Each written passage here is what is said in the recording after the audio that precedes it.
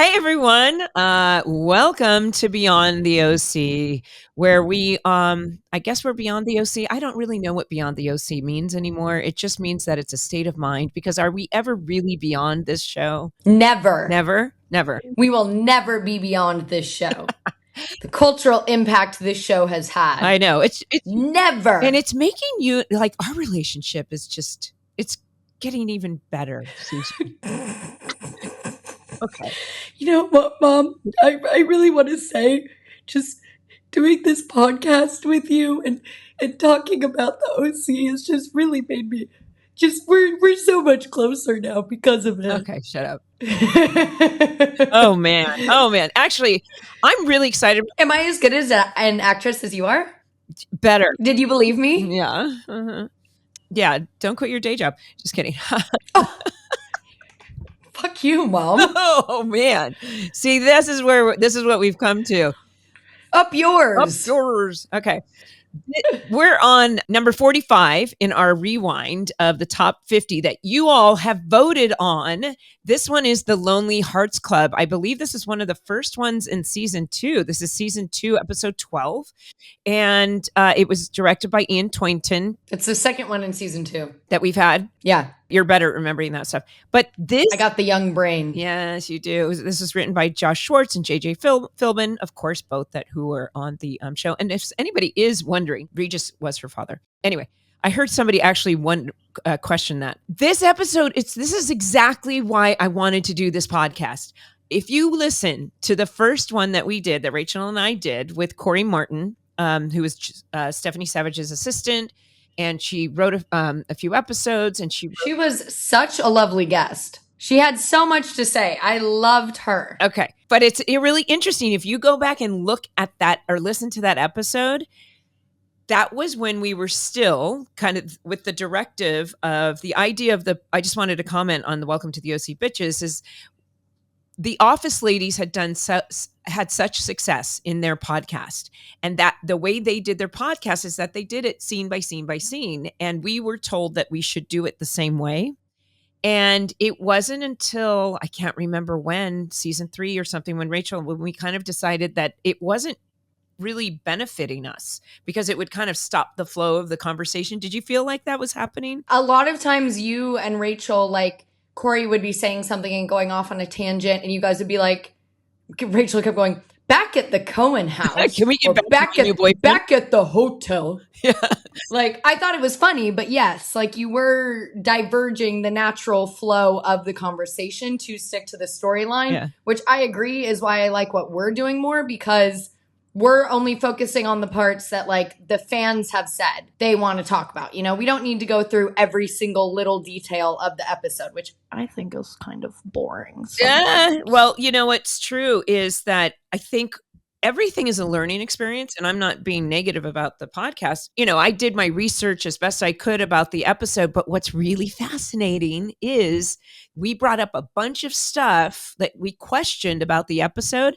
And now that we have the book and we have people's opinions, there's so much that we can answer behind the scenes. And the other thing that it kind of triggered for me is that Corey has like outlines for all these episodes, and she still has them. And I was like, oh, I'm calling her. We're going to have her back on the podcast to talk about either an episode she wrote or anything. You know, you got to grab the information where you can, right? We've got audience in the chat room, people who are part of our Patreon, the Welcome to the OC Bitches tier, can be here and watch and comment and all that kind of stuff. I just want to say before we start, the amount of rage I felt in this episode. Yeah. Good. That's what this is for. Okay. For some reason, I thought of, the Gossip Girl voice, Kristen Bell. And I don't know if, it was for the longest time, it was a mystery who the voice was, right? And it was revealed that it was Kristen Bell years and years later. You can tell it's Kristen Bell. Well, nobody knew. Nobody knew until it was revealed. It was all speculated for many years. It was a secret. Okay. No, you do it. Love is in the air, Upper OC side, as Valentine's Day rolls into town. But not everyone's sipping champagne and exchanging chocolates. Sandy's on a quest to smooth things over with Kirsten after his clandestine dealings with Rebecca. Yet Kirsten's not exactly thrilled with his massive peace offerings. She'd rather stuff them down an impressive garbage disposal. Meanwhile, Seth, Summer, and Zach hit the road to San Diego, not just for comic book pitches, but for Seth's covert operation, winning back Summer's heart. And as if Cupid needed more mischief, Julie's back from Paris, channeling her inner desperate housewife, determined to rally Marissa to her cause and play her cards right in Caleb's game. I have no idea if that sounds like XOXO. Noopsie girl. Okay. It was a good try. It was a good try. I don't know. So let's get right into this because I had so much response from on Reddit and Instagram, and this isn't one of those episodes where you can focus on just one or two parts of the show. We have to kind of focus on and touch on each storyline because everyone had stuff to say about everything. Because like I said, we are doing this podcast as you guys guide us with what you want us to talk about. And people had everything to say about every episode. Yeah. Someone commented on your Instagram, Michelle Mensch, and said, "This is literally one of the episodes in the running to be one of my favorites for so many different reasons. Yes, my OTP candy, Sandy and Kirsten, were not doing well, but everything about this episode was on point for the stories the writers were telling at the time. It all led to something, and this episode was so necessary and quintessential, the OC." Great comment to start because that was she kind of voiced what a lot of people were saying about this. Let's talk about the Ryan, Caleb, and Lindsay stuff, as we... To me, this was the least dramatic storyline. It had one of the best scenes. Yes, great scene. But I think compared to all the other drama happening in this episode, this is the story I was least invested in. I was like, right. I don't know. The stakes weren't as high. You don't need... Just one impactful scene is great. And what Corey said in the beginning was... Originally, Caleb was just going to go along with it and they were going to make nice. But somebody obviously pitched this color of money pool, best of 7 bet, because you have to appeal to a man like Caleb to somehow, Well, I think that's so much better. If Caleb was just to go along with be like, okay, yeah, Ryan and Lindsay, it's fine. I'll accept it. That's not Caleb. That would be making him too nice. So I think it's good that this was changed. Because if Caleb was just like, yeah, let's all play Mad Libs together and be one happy family, I'd be like, that's not Caleb. Right. So this, the Ryan coming in and saying, you know what, I'll play pool for you to accept that, I'm Lindsay's boyfriend. I think it was epitome of, Caleb and Ryan. Right. I think that's where they can align in that manliness. Let's play pool for the girl's heart. Well, and we needed this character, this patriarch, not just of the family, but of all of Newport Beach. He didn't get to where he is by being Mr. Nice Guy. Behind closed doors, he's ruthless and he does whatever's necessary to win. Sounds like Julie Cooper. Right. Well, she was married. And Ryan was smart enough to step back and think after he tried to make nice. And of course, Caleb was like, you're going to school on my dime. That's not Kirsten's money. I made that point in the last podcast. And I was like, yeah, he thinks that everything that Kirsten has is his own. I've known men like that who think that everything they touch belongs to them, even their own children's things. Anyway, so this comment was from Reddit, I believe. Mads23444. This scene, Mom. Oh, your angel numbers. My angel number 444 is on my arm. See, it's everywhere. It is everywhere. Just putting that out there. If anyone believes in angel numbers, mine is 444. It's everywhere. Anyways, sorry. This scene gets me every freaking time. It probably also helps that I love pool. But the way Ryan wins and the look on Caleb's face when Ryan says nothing in response to, oh, this may be how you resolve things where you're from or whatever. And then the look on his face when Ryan tells him and Lindsay to spend the evening together, he finally has a level of respect for him, just gorgeous. These scenes come together and the idea was as you're watching, and you don't expect it. And then you think, how smart of Ryan and how selfless. I'm going to use that. I think I wonder if any teenagers watching the show at the time were like, how can I start doing as we can see Alex and Marissa and trying to manipulate the adults in their life if they would have taken notes and used it for their kids. Did you ever manipulate, Siege? Pause. It's like, you got away with stuff that I had no idea. Yeah, but like, I would say I was relatively a good kid. I didn't have to get away with a lot of stuff. That's true. I was good. Yes. Okay.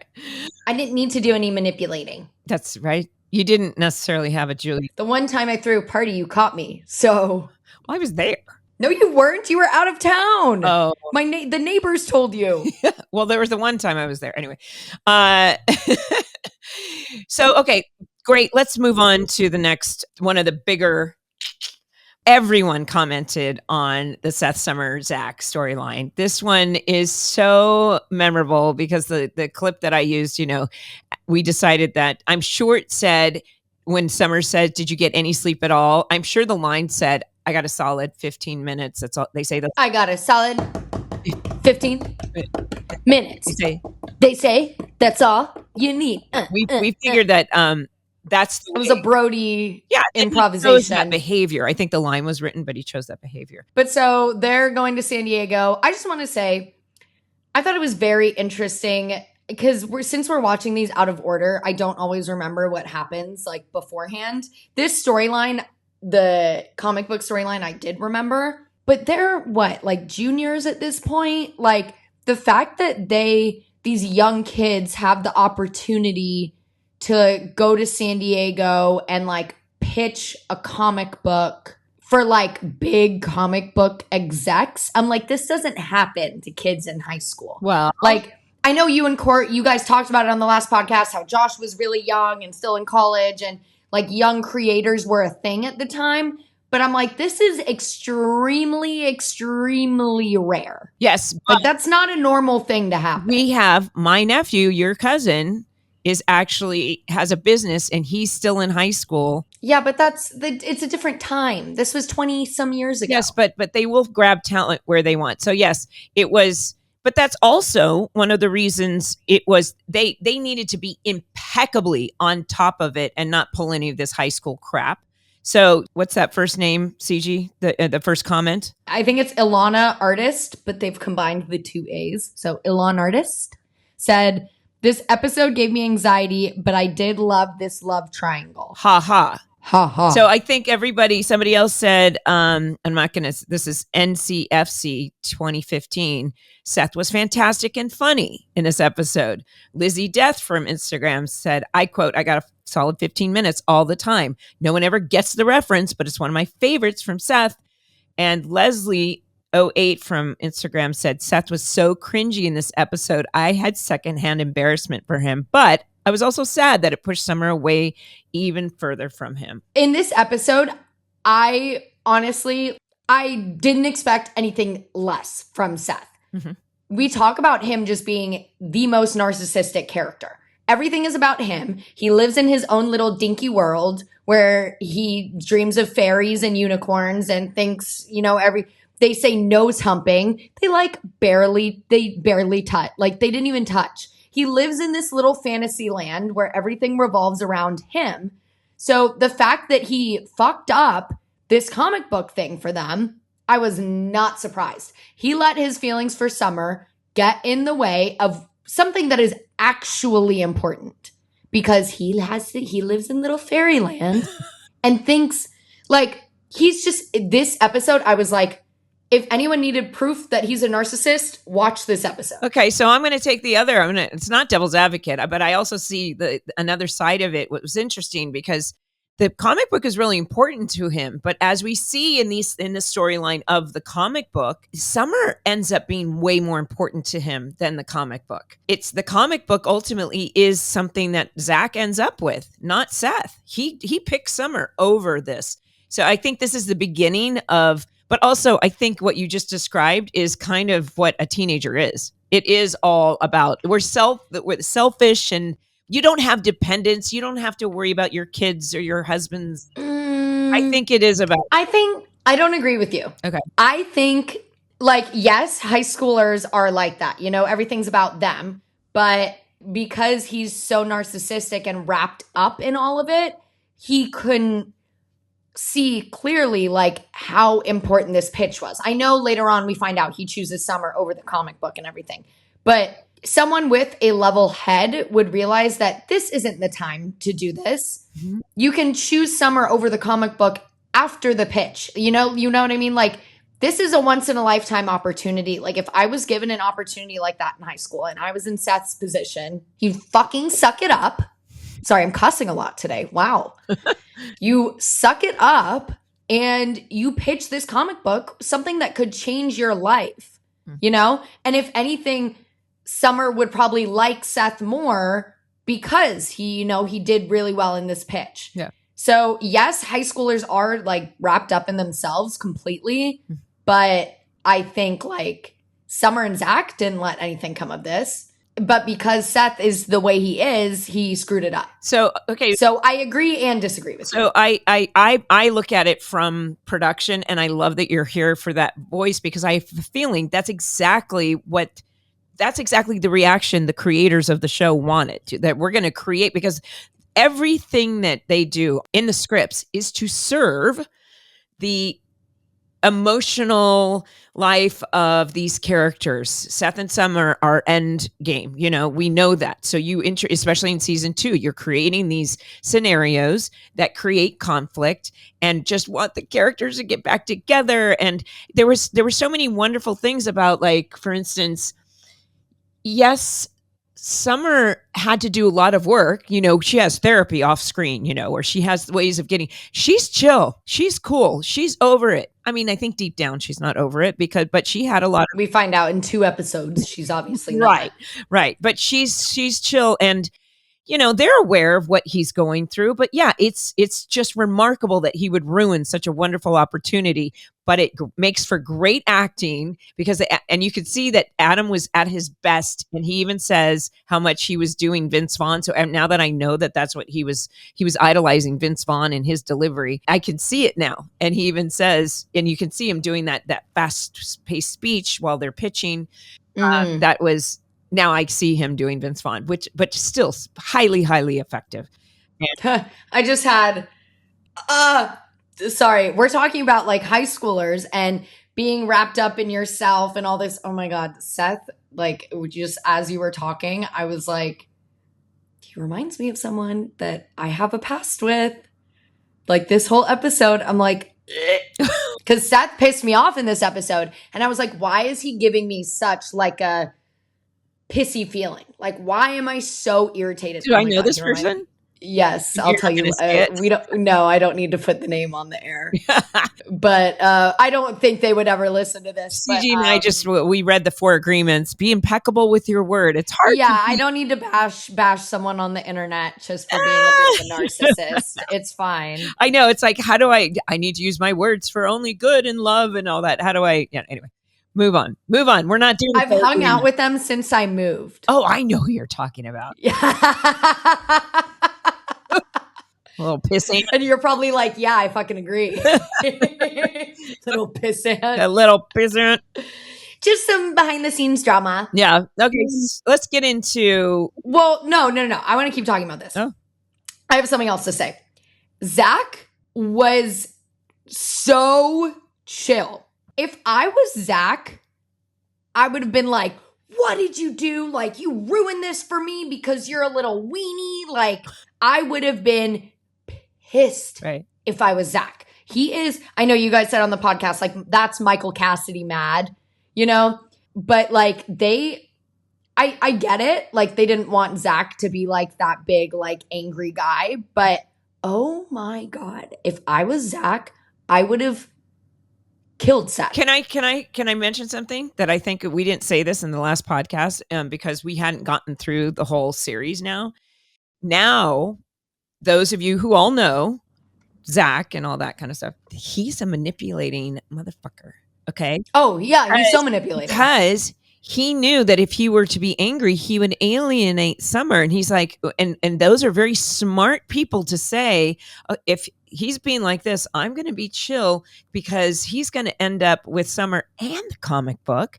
You remember? So as in the future, you know, spoilers here, people, when he finally says, I'm a water polo player. I know. I knew he was playing it the whole time. He's the evil guy. He's not who he says he is. He's just as backstabbing. He's not sweet little, kind Zach. He's he's formidable. And so now that I know that about him, because I'd forgotten, now that I know. I forgot until you said this right now about the whole Italy Francesca thing. But then later on, and he was like, he admits, he was like, I'm like, don't mess with me. He knows exactly what he's doing. And so then when he says, it wasn't a ploy, or it was a ploy. So when he says, and Summer's like, we've got a hotel room. And Rachel's like, I just want to have sex whenever I'm in a hotel room. And that was what she's implying. And he says, I have something to tell you. And it never was revealed what it was. Remember, CG and I watched this episode together. Do they reveal it in the next one? Probably. He said, and we assumed that he was going to say, I'm a virgin. And then as I heard us talking about it in the last podcast, I went, if he said that, if that's what it was, he's a liar. He said, he's like, that's another manipulation. So I don't know where my brain was going with all this. Did you lose your virginity in a hotel room? Who, me? Yeah. No, I'm not going to talk about that. Why not? It wasn't a hotel room. I've been in a hotel room for sure. Was it here at this house where I live? No. Oh. No. Anyway, funny. Moving on. What? This is funny. We're adults now. I don't even. I can ask you funny questions like this. Too close, TG. I'm not gonna even ask you. Don't want it. I'll tell you. Unless if you don't want to know, I won't. It's like in the house, in your bedroom, with me in the house. No. Okay. No. Some party. No. A party? I don't know. I'm not like that. Okay. It was just at his house, in his bedroom. Oh boy. Thank you. We're adults, Mom. We can talk about this now. But he wasn't a virgin. Yes, he was. What? Yeah. Really? You didn't? Oh my God. I'm getting all you sweaty pits. Okay. Well, let's move on to we should do a podcast, just release an episode a week where we ask each other really uncomfortable questions and we just have to respond to them and answer them. I think people would really like that. 20 questions. Okay.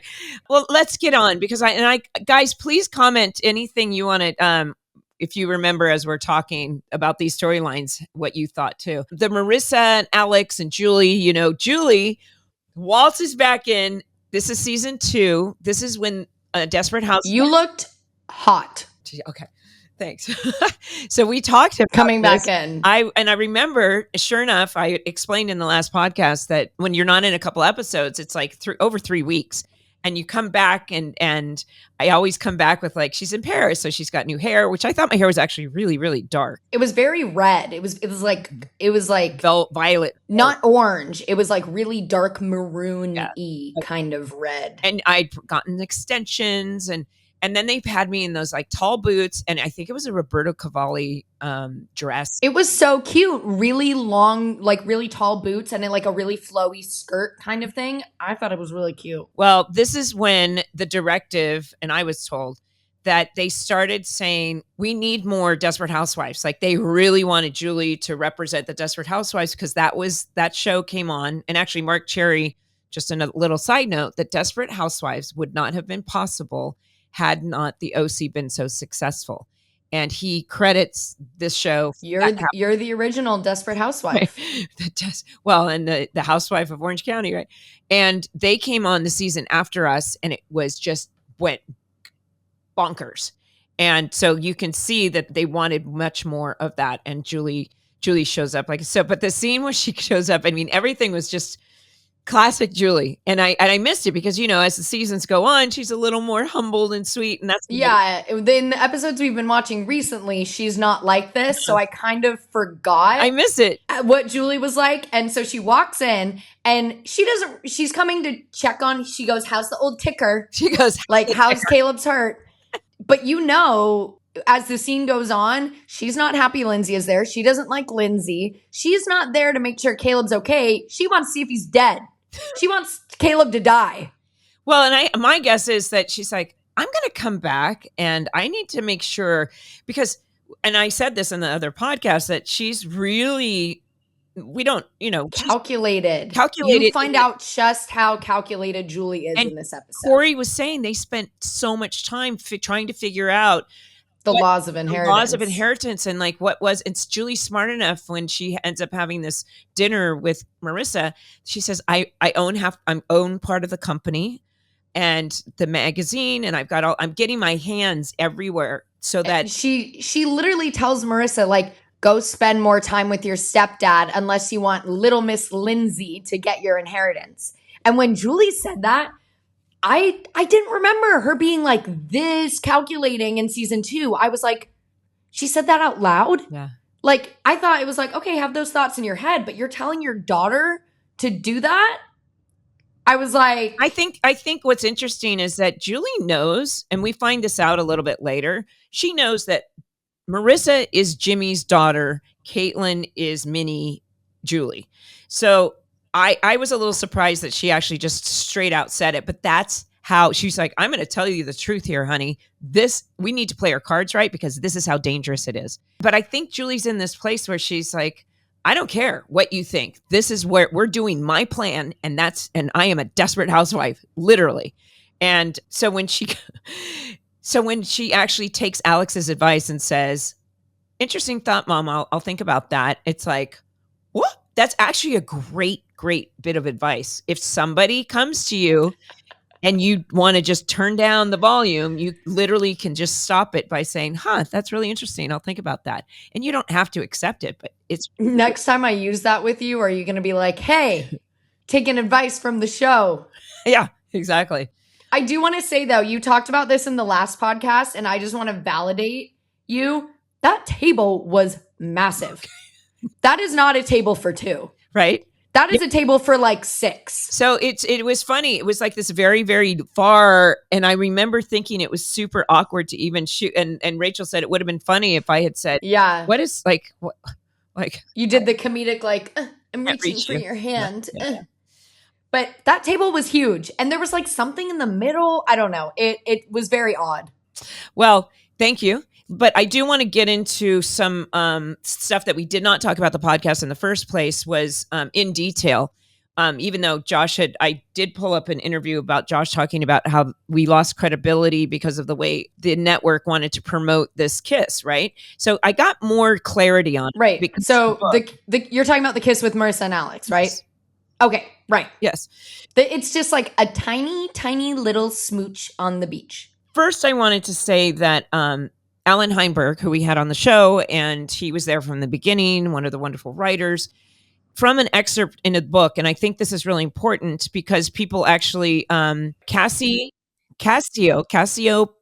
okay, how do you say that? Cassiopeia Piascher. Anyway, on Reddit. Sorry if we're not saying it correctly. My favorite scene is the turning of the tides. I hope Misha knows how much her representation of a bisexual character meant to all of us and still does today. She was very invested in the storyline and took it seriously, unlike Fox, and I respect her a lot for that. Did you guys have any idea how the story was going to be received? Was anyone nervous about backlash? I think, we tend to think of as actors, everyone gets really excited about these things, but Misha's comment was, I was pretty taken aback. It felt like it was just going all over the place when she first heard about the storyline. But then she also talks about how it was like, a great storyline that just never got to be finished. And somebody else wrote, Boosh Phallus on Reddit. I don't know if that's how you say it. I don't think the storyline was handled well at all. It seemed like a rebellion in a way to spite Julie more than Marissa being actually bisexual. I made the comment that I think it was refreshing. I think she did have good, nice, real feelings that you can fall in love with souls. I don't know that.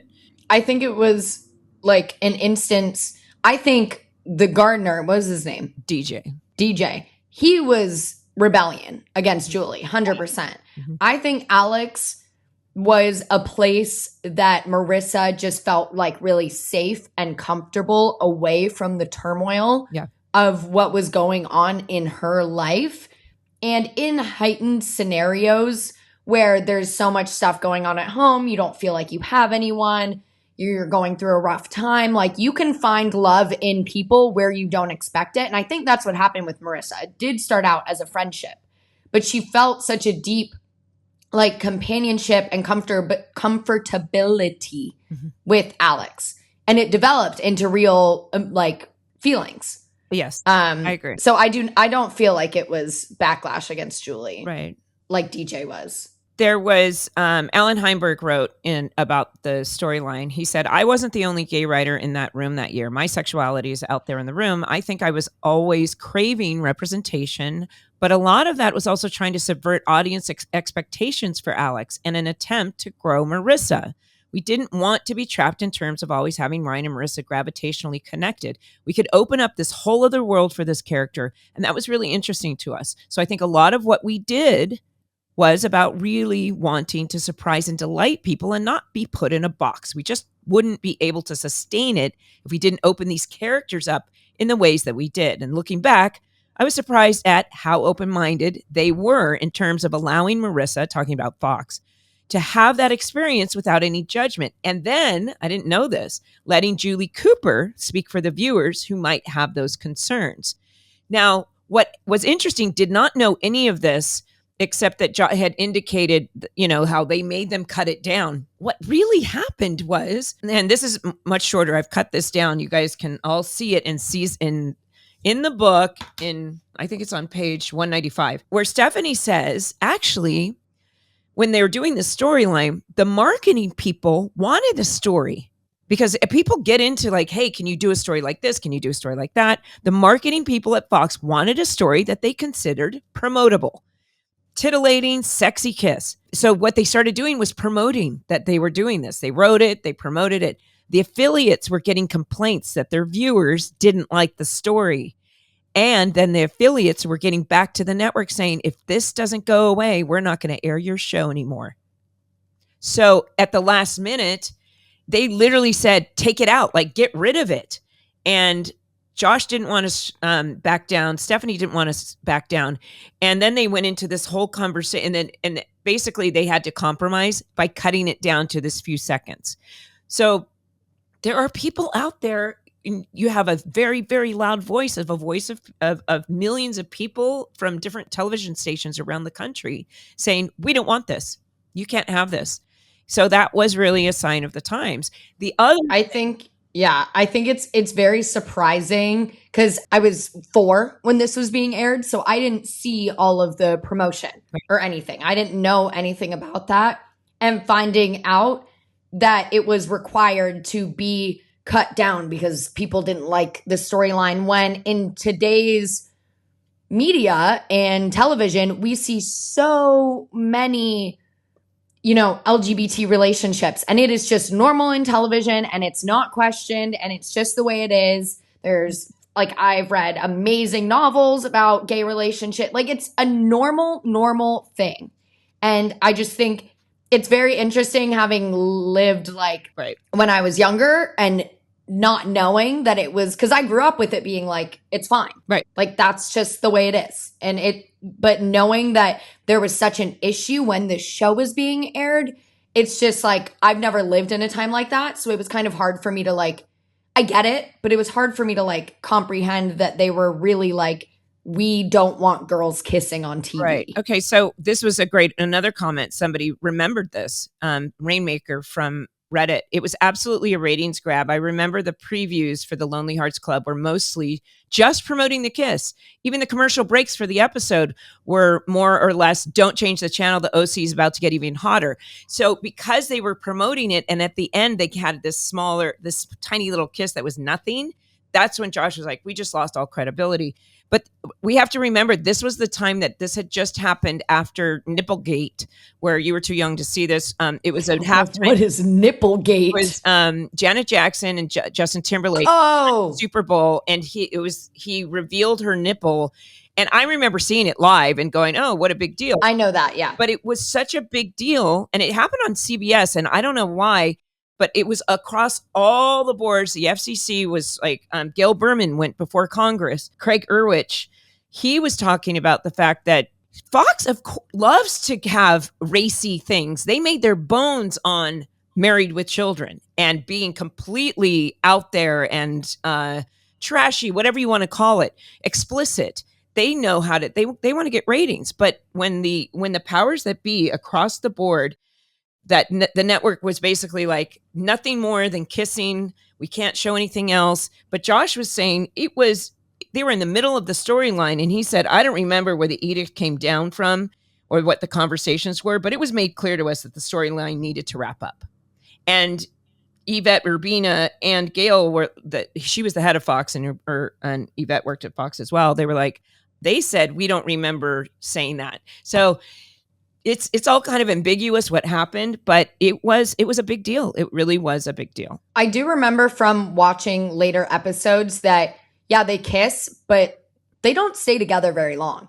Like it ends in a couple episodes, or maybe even 1 or 2 episodes, which I do remember being like, this season, I felt like so many people were brought in and gone. Like Alex came in and left. Lindsay came in and left. Zach I was like, this was part of this season where I was like, what's going on? Why are all these people coming in and disappearing so quickly? And I guess that is an explanation for why the Alex storyline disappeared so quickly. But that's how I felt about this season. Like, it was great to bring in all these fresh people, but it was like after Anna came and left, and then Zach and Lindsay and Alex and all these DJ coming in and disappearing, it was a little like...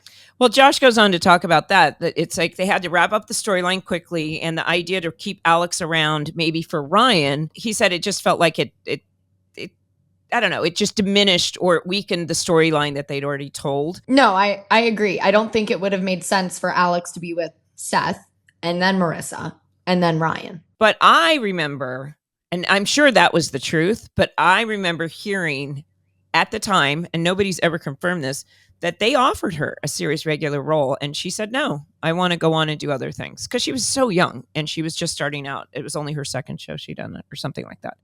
So moving on, let's get into the Rebecca, Sandy, Kirsten, because oh, God, we don't need to tell you. Everyone knows that Rebecca is the love of his life from before he met Kirsten.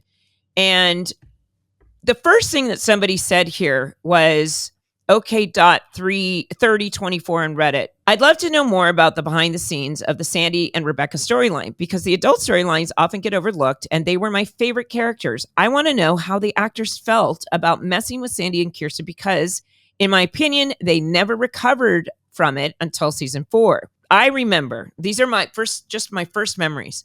Peter was ecstatic when he read the storyline, because we actors, when we get a script and it says, here's a great juicy storyline, instead of just serving the characters, the younger characters, instead of serving the younger people, the adults were getting, here's a storyline to do. Yeah, and it's actually a really cool storyline if you think about his first love that he was going to marry, because back in the day there was a lot of activism, and she got involved in some activism that ended up she wasn't there, but there was an explosion and somebody died, and that wasn't supposed to happen. So now she's been on the run all these years. And he thought she was dead. He thought she was gone. And if she and Matt, his dying wish is to clear her name, and Sandy, will you help me, for Max? Rebecca's dad.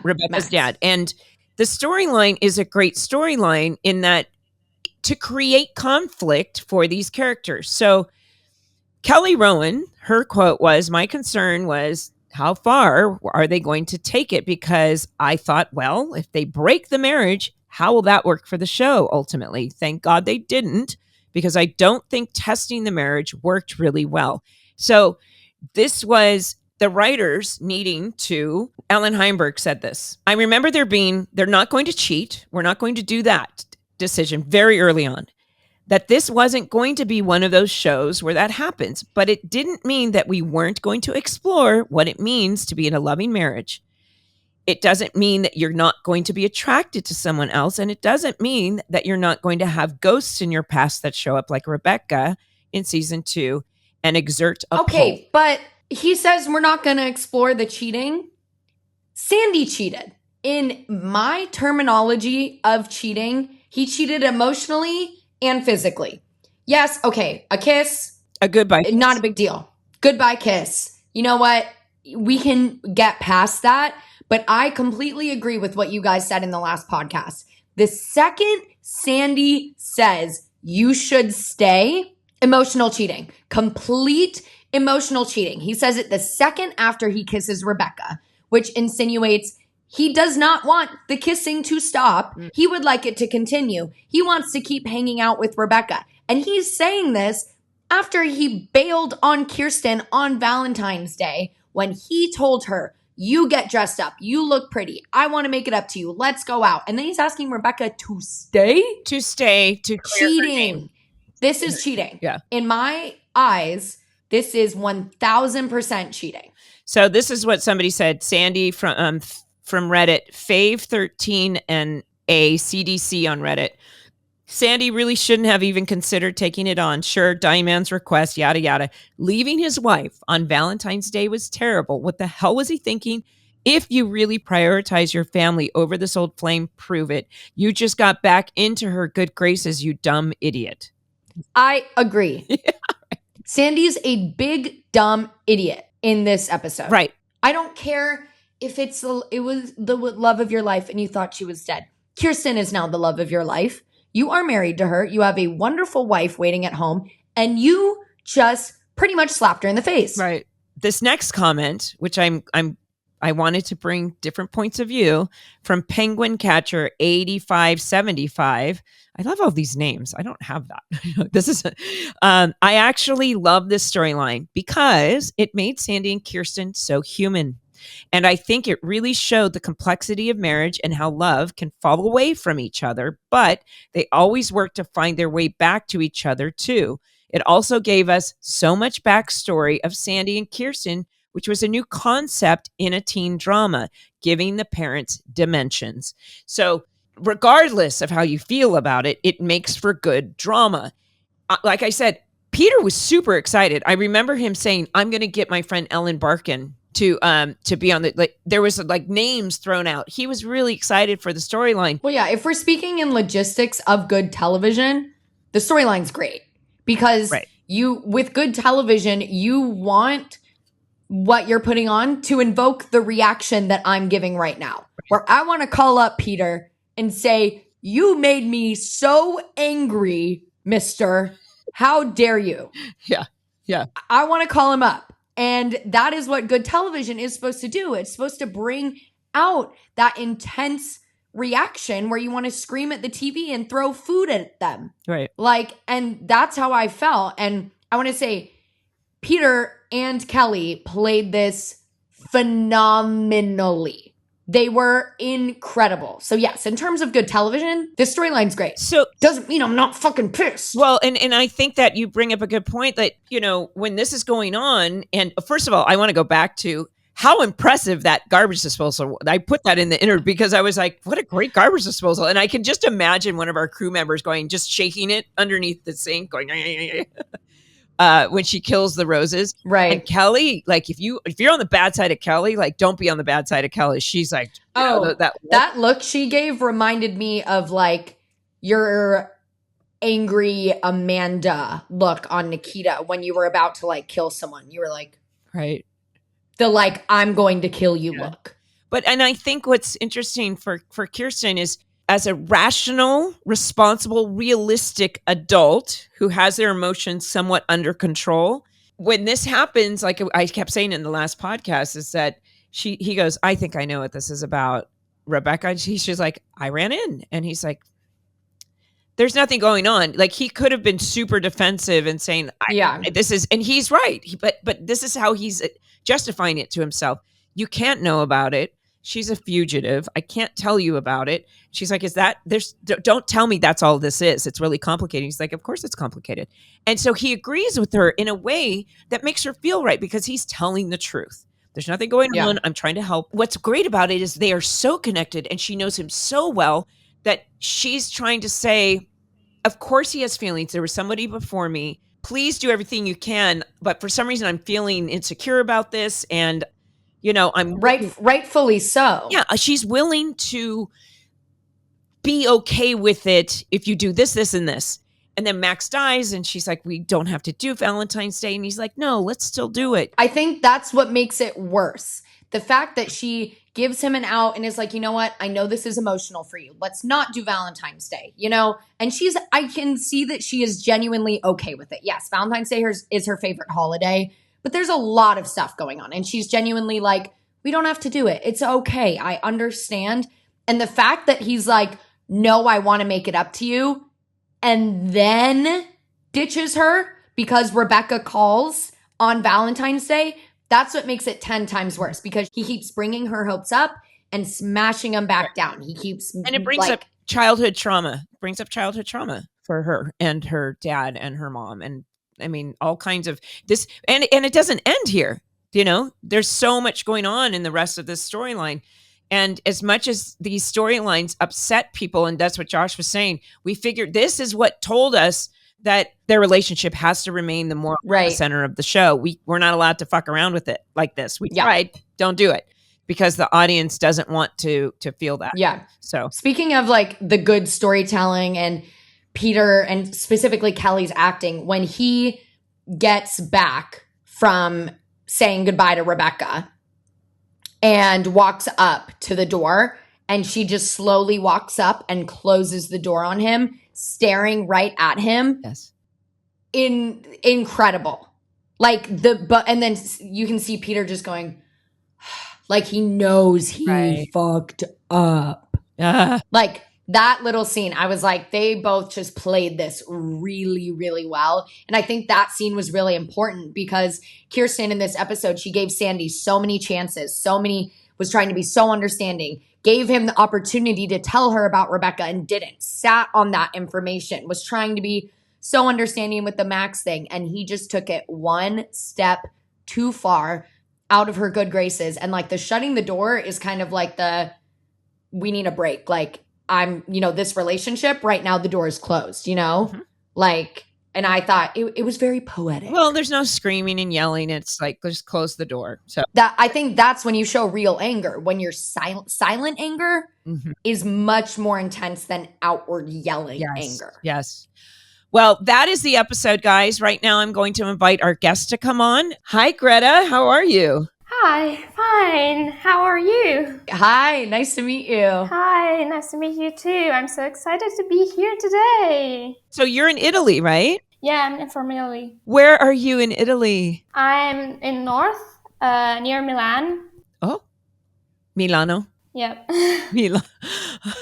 Well, I'm very impressed because first of all, thank you so much for sending this whole podcast is based on the support of you guys and people like you. You sent a nice voicemail, you sent me a couple emails, and then I said, "Will you tell me a little bit about yourself?" And you said, "My passions are playing violin and piano and horseback riding. I also love learning languages. Right now I know English, French, a little bit of German and Chinese, and you want to learn Spanish." And I was like, wow. Yeah, we Americans I wish we were more language centric. But I love languages, so it's my passion, That's awesome. Are you in front of a chalkboard with language written on the back? No, it was like, I was studying today, so. You're studying? Yeah, so that's a blackboard behind my back. It's a blackboard. Oh my gosh. It's like, love it. Okay, so you had left me messages about different episodes. We were just discussing the Lonely Hearts Club and how Rebecca and Sandy's storyline is so frustrating, and the Alex and Marissa kiss, and the Seth and Zach and Summer's storyline. Do you have any favorites of this episode? Well, I actually love the storyline, the love triangle between, Seth, Summer, and Zach, because I think is quite, hilarious, because there was the triangle in season 1 between Seth, Anna, and Summer. And now is, with Zach. So it's hilarious because in this episode, there's Seth that is so jealous of Summer and Zach. And I think it's a parallel, like in season 1 where Summer is in the bedroom and they're in Palm Springs. and they're watching TV all together, and Summer is she's talking maybe too much, and she doesn't want to leave the room. With Anna, that's true. Oh, they did. They mimicked that scene, and they recreated it. I had not even thought about that. Thank goodness for people like thank you. That's a great point. It's one of the most beautiful parallels, I think. In the whole TV series, it's very hilarious. Very much so. And now I want to tell you that I have a friend of mine. He's an actor, Robert Englund. He was Freddy in Nightmare on Elm Street. And he was telling me he was in Italy last year. And he first of all, he's just one of the biggest personalities on the planet. If you ever get a chance to meet him, you will know what I'm talking about. But he was saying, Melinda, I was in Italy. The OC is playing on prime time.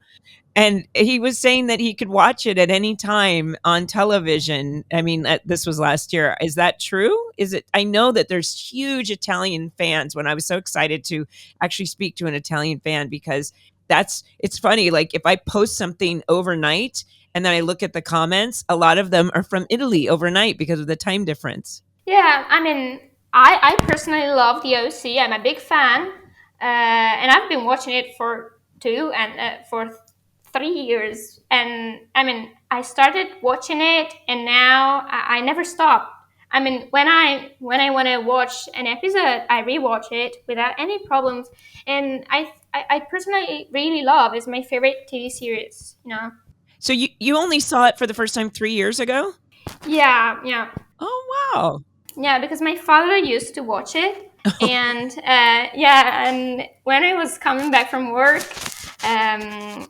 he used to watch this TV series, and I started watching it with him, and I kind of enjoyed it. It was so good, and I decided to rewatch it from the beginning. Do you have a favorite episode or like a favorite storyline in the whole show? Well, my favorite storyline is, love story between Ryan and Marissa. I think it's quite, usual for a fan. If you have a favorite episode in the whole show. The mall episode, I think. Yeah, the mall episode, yeah.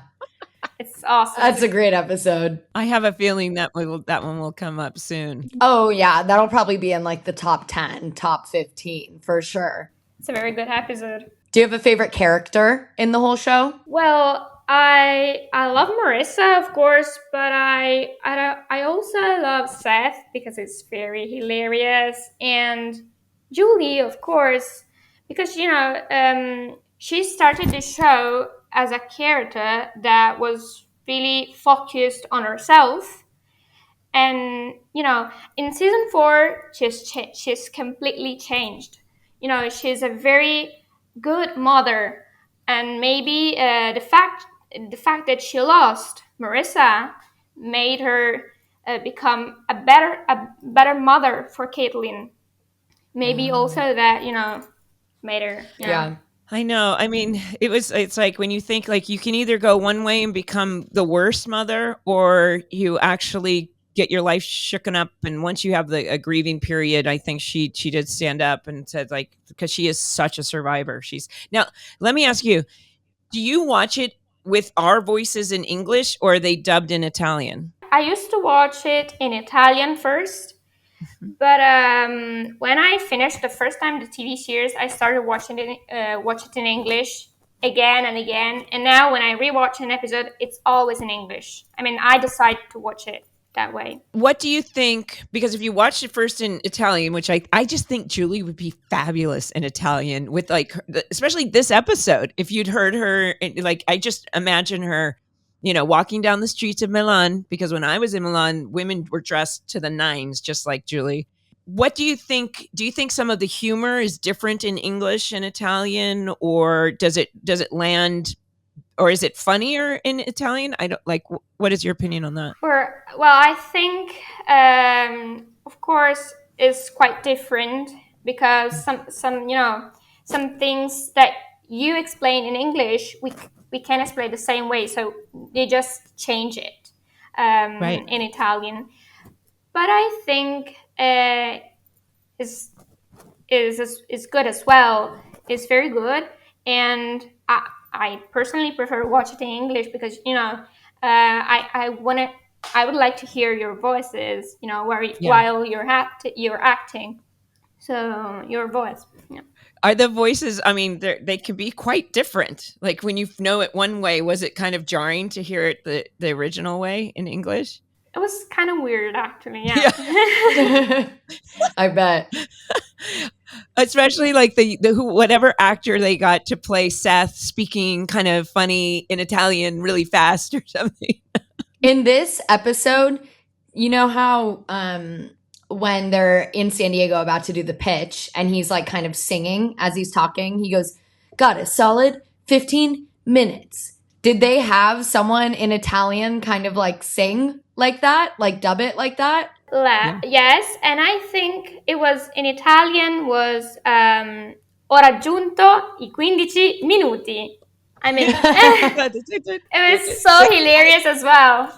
I love that they had someone still do like the singing part of it. That's awesome. That's great. Yeah. Mm-hmm. Oh, man. Well, is there any questions that you have for us? We'll answer anything. I have actually a few questions for both of you. The first is, what's the thing that you like most about Julie, Mindy, and the thing that you like most about Julie, CGB? You have two different opinions, I guess. So I just was curious to hear both of them. You know what I ended up liking, because in the beginning, I think what I liked was, of course, I liked the layers and her journey of, and it's so interesting how she went through such a journey of success and loss and I mean, what she would call embarrassment or humility, but then ended up becoming such a bigger person for surviving such difficult times. And it's funny, like I went through a journey after that, and I was like, God, Julie, like she actually I realized she kind of taught me something. But I think just as an actor, I appreciate the character so much because she was written as just this kind of classic superficial, one-dimensional bitch. And then I really, really appreciate, and we've talked about this, that humor started coming in, especially Adam Brody and then Josh's writing. And there was a lot of scenes that were really, you could call this a dramedy. And I appreciate the character so much because I was able to throw in some of my own humor, and I really got to learn as an actor more about comedy than I ever expected to. And then I love this whole experience because I really loved working with actors I always love working with actors that I consider better than me, or actors that make me better. And so the whole experience was, you just don't realize the gifts that an experience gives you until later in life. And the things I like are tenfold. Like it's in infinity. And I really enjoyed going to work every day and being able to take risks and feel safe to take risks or feel safe to make mistakes, or, like I said, the lessons that I'll take with it are endless. So, yeah. Well, you kind of took what I was going to say. Oh. I think her like journey is really, and her resourcefulness, like someone who ended up having to go live in a trailer park could just give up, be so upset that their life has changed. But you see that Julie is actually the happiest in the trailer. So I love that. But also, on like a little superficial note, I love her outfits. She wears the cutest, some of the cutest clothes, Mom. Like, it's either end of season 1, beginning of season 2. No, it's end of season 1. And we did an episode on it. It's when there's the party at the Cohen house and Teresa is there. Yeah. And when Eddie comes and punches Ryan into the pool, the dress you are wearing in that episode, or the shirt and the skirt, I was like, I want to wear that. I want that outfit.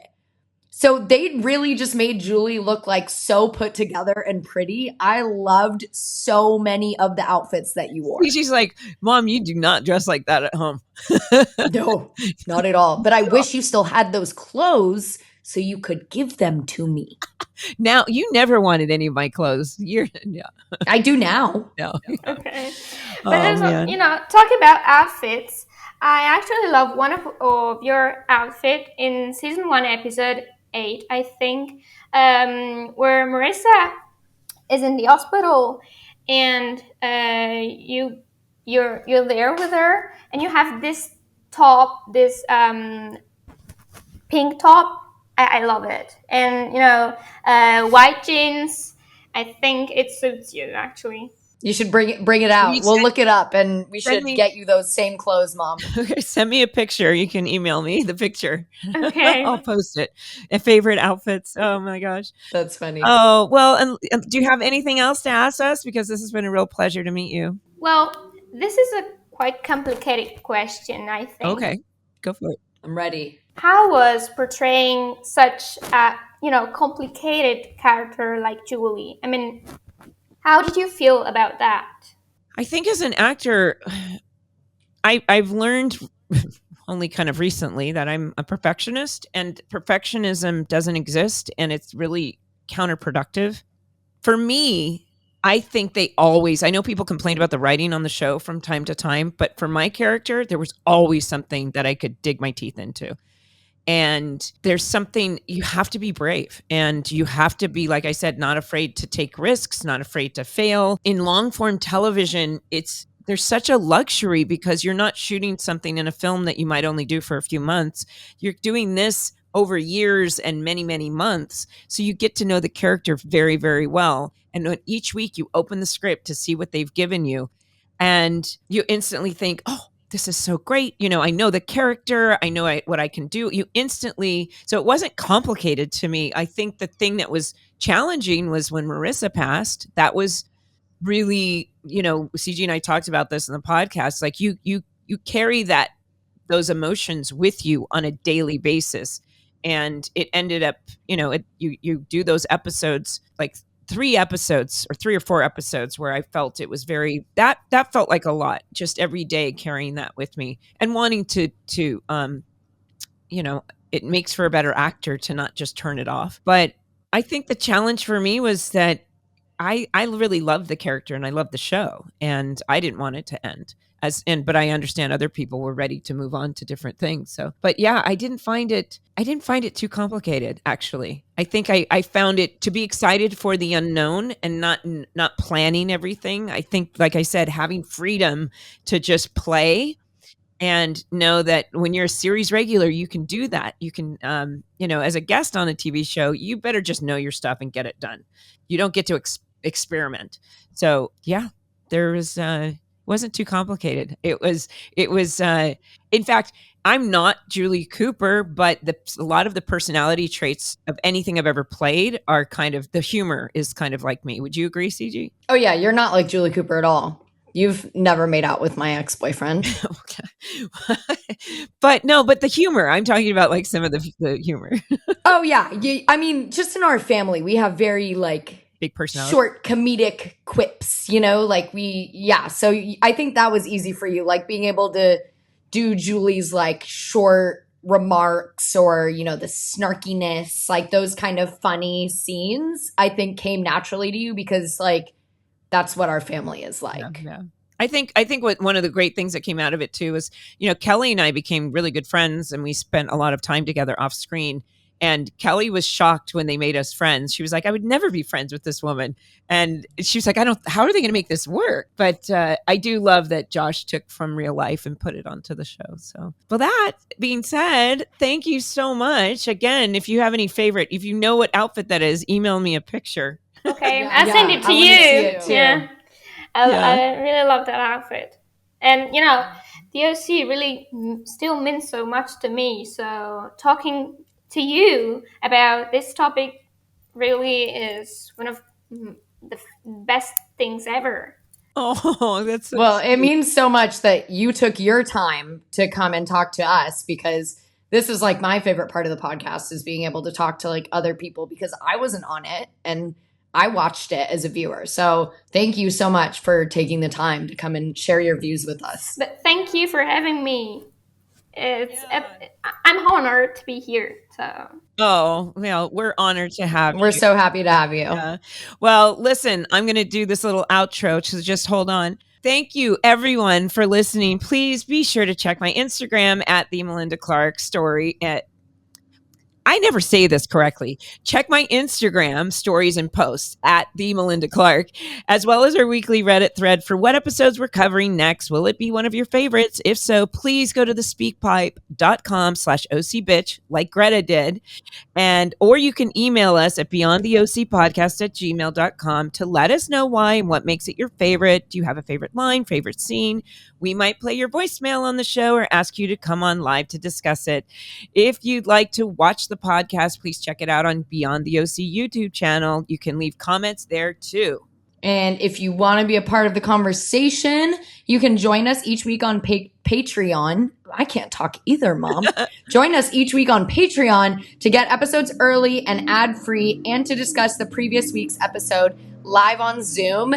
You can also hop on with the recordings and watch us recording it live. We've got some fun people in the audience today. You leave us little comments. And join us next week for number 44 in the countdown, The Sister Act, which is season 3, episode 12. And with that being said, thank you all in the audience. Thank you, Greta. Thank you, CG. And I just want to say bye. Bye, bitches.